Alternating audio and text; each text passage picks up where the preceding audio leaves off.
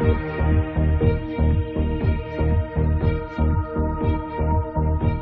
UK government will soon be introducing fundamental changes in how money works. The changes are being planned by central banks around the world, including the UK's central bank, the Bank of England. These changes, once introduced, will affect everyone.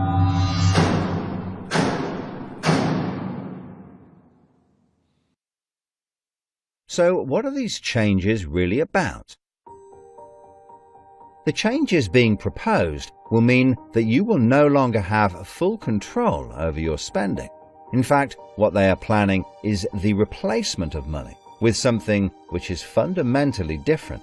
Therefore, it's not just cash they want to remove from the economy, it is money itself.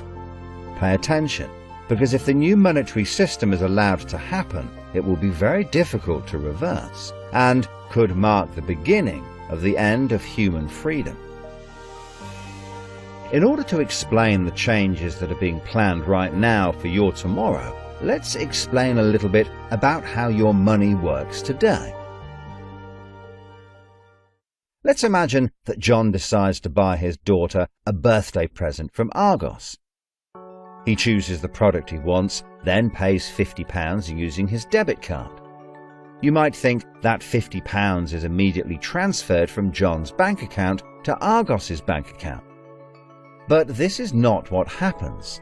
A record is created showing that John's bank owes Argos's bank £50, and John's account will even show that the money has left his account, but the actual transfer of funds does not occur at the time of purchase. John's £50 purchase is one of about 50 million UK transactions that occur every day, and although in each case the account may show that the money has been transferred, the actual movement of funds between the banks only occurs once every day. Every 24 hours, all the payments made to and from each of the UK's 300+ registered banks are added up to determine how much each bank owes the others. The Bank of England, which is the central bank that all other banks in the system are connected with, derives the total amount that each bank owes and is owed for that day. The Bank of England then intermediates and exchanges funds between all the other banks. So the Bank of England does not know anything about John or the £50 he spent on his daughter. John's money is just a tiny part of a huge transfer of funds. This means that the only organisation that can see what John does with his money is his own bank. The central bank cannot see what John spends his money on or when he spends it, and John's bank is under an obligation not to share details of his spending with anyone. This means that, rightly, there is a good degree of anonymity and privacy over what John decides to spend his money on. This, in turn, means that a government or central authority, such as the Bank of England, cannot directly restrict John when he uses his debit card, because it has no visibility of what John is doing with his money. If John had paid for the present with £50 of cash, then the purchase would be completely anonymous. Nobody, including John's bank, would know what he had spent his money on. So cash transactions are truly anonymous, and debit card transactions have a high degree of anonymity because only your bank can know about them. So what is this new system? The name of the new system is called Central Bank Digital Currency, or CBDC. It sometimes has other names, such as smart money. Here's how it works. Let's imagine that John, again, decides to buy his daughter a birthday present from Argos. His mobile phone has a smart money wallet or app on it, from which he pays £50 for the product. The app communicates directly with the central bank, the Bank of England, and the money is transferred from his digital wallet to Argos's digital wallet in less than a second. The transfer of funds occurs at the time of purchase, and the transaction is recorded and approved by a centralized computer system on a centralized blockchain. A blockchain is a special computer program that records information very reliably and cannot be amended. The centralized computer system runs continuously and can deal with hundreds of transactions per second, as they occur throughout the entire economy, processing all of the public's purchases being made by millions of digital wallets. This sounds fantastic and is so much quicker and simpler than the old system. But there is a fundamental difference, which is that all transactions are centralized in real time as they happen. In other words, one system will be able to know about every single digital transaction in the economy as the transactions occur. This is the critical difference with the new digital monetary system that everyone needs to be aware of. All transactions are centralized in real time as they happen. The people who are planning this new system have made it clear that it would be useful, in their eyes, to use artificial intelligence algorithms in real time to block certain public transactions for a range of different reasons. So, what does this mean for John? Let's just say there is another lockdown and the government want to stop the public moving about the country. With this new system, they could introduce a simple change. That would mean John's wallet would only work if he was located within a certain distance of his own home. Argos is 2 miles from John's house, and he decides to go and buy his daughter a birthday present. He attempts to pay £50 for the product with the app. The app communicates directly with the Bank of England's computer system, and the system rejects John's payment before it is made, because the system knows that John is 2 miles from his own home, and John's wallet has been limited to spending within just 1 mile. John cannot now buy anything unless he moves closer to his own home. His money is now useless if he wants to go anywhere. Why doesn't John just use cash? That would be a good solution for John as long as cash is still in use. So, how might this new system be introduced? The Prime Minister called an emergency meeting today to discuss the unprecedented slide into economic recession in the UK and global economies. Inflation is out of control, and high interest rates are causing thousands of house repossessions.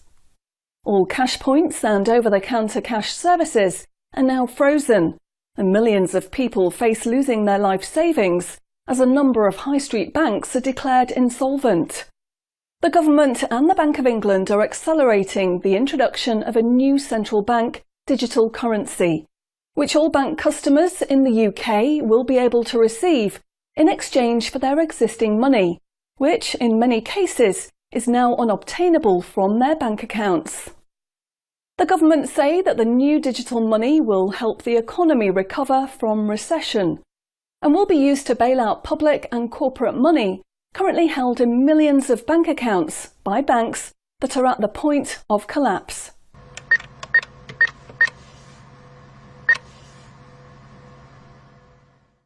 It says cash unobtainable from this account. It's frozen our money. Bleeding hell, John. How much have we got in the house? We've only got £120, and when that's gone, nothing. I don't believe it. The bank's frozen our money. We've got £25,000 in that account and no way of getting it back. Download your central bank CBDC wallet app today and get bonus digital pounds free. If you exchange your existing bank funds into your digital currency wallet now, you will receive free digital pounds for each account you exchange. You can then spend from your digital wallet by using your phone app, exactly like a debit card. Download the free app now from the UK government website or the App Store. John, we need to download the digital wallet thing. See if we can transfer it in. We've got no other option, love. Wow, it's transferred and it's given us some bonus money. I can't believe it. How do you know it's worked? It's worked, love. Everyone's using this money now. Right, I'm off down Tesco to try it out. Sorted. Recent figures show that the public's use of cash has halved in the last 12 months. Experts say this is due to the success and sheer convenience of the new CBDC digital money. The government has announced that all cash will be phased out completely over the next 3 years. I can't remember the last time I used cash. It seems so cumbersome and old-fashioned, fiddling about with coins every time you want to buy something. It's much easier now.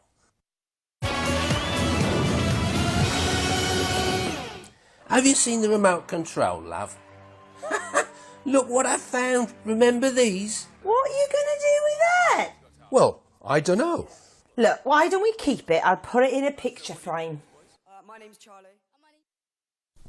Recent data from the annual Climate Change Conference has revealed that only a drastic reduction in fossil fuel use will help protect against climate change. The government has announced limits on petrol and diesel use for all individuals in the UK, which will be enforced using smart money. Each wallet will be limited to a purchase of 15 litres per week, after which the wallet will be prevented from making any further purchases in that week. Ah, bollocks. Growing concerns over obesity and bad health will be tackled using the Smart Money Network. The government proposes to limit the total number of sugary foods that each digital wallet can purchase in any given month. What? Experts say that the new pandemic, which is 10 times more contagious and deadly than coronavirus, can only be defeated by minimising all human contact and staying home as much as possible. In order to enforce this, all digital wallets will only work within 1 mile of the address at which they are registered. Shopping times will be staggered so that you can only make purchases for a 2-hour period each day. All non-essential item purchases will be rejected. Jesus Christ. The government, in a move to stimulate growth in the economy, is trying to ensure that all benefit money paid out to the public is spent within an appropriate time period. From the 1st of August, all benefit payments, including the new social credits, should be spent within 2 months of receiving them. Benefit money will expire and be of no use if it is not spent within the 2-month period. Blimey, they're putting a shelf life on money.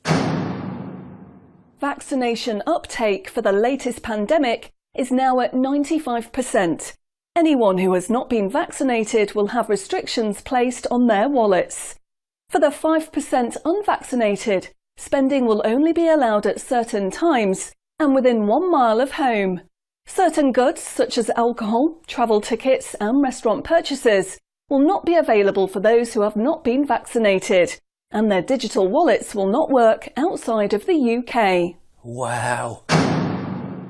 Concerns are growing over people who grow and supply their own food outside of government-approved companies. The government will be restricting the purchase of all seeds and other farming products for anyone that is not a registered farmer. What are they doing that for? The government is trying to reduce the amount of red meat people eat in their diet for environmental and health reasons. Digital wallets will only be allowed to purchase 8 ounces of red meat per week. How much is 8 ounces? In order to protect the environment, the government is introducing limitations on the amount each wallet will be able to spend on the following products: aerosol cans, single-use plastics, coal, meat, chocolate, fish and coffee. What about fags? In a move to encourage good behaviour, the government is awarding digital currency direct to your wallet if you report on anyone breaking lockdown rules or report on individuals expressing extremist views. Anyone deemed to be expressing extremist views may in turn have restrictions placed on their wallets. What's that mean, extremist views? If you give up your cash, you will give up freedom for yourself, and you will give up the freedom of generations to come. It's not the convenience of the new money that is important. What is important is the fact that centralized administration of smart money could be used to control every aspect of your life. Say yes to keeping cash and say no to centrally controlled smart money.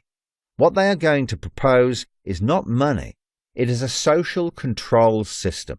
Please spread this message.